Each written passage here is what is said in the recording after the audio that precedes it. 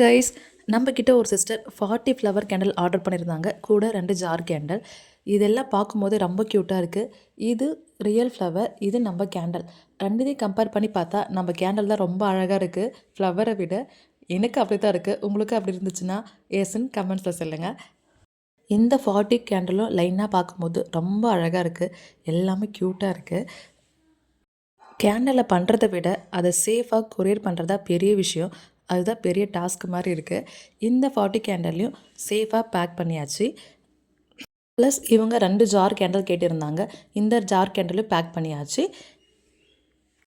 இன்னொரு சிஸ்டர் ஒரு jar candle, 10 flower candle, ஒரு சீக்ரெட் மெசேஜ் கேண்டில் ஆர்டர் பண்ணியிருந்தாங்க.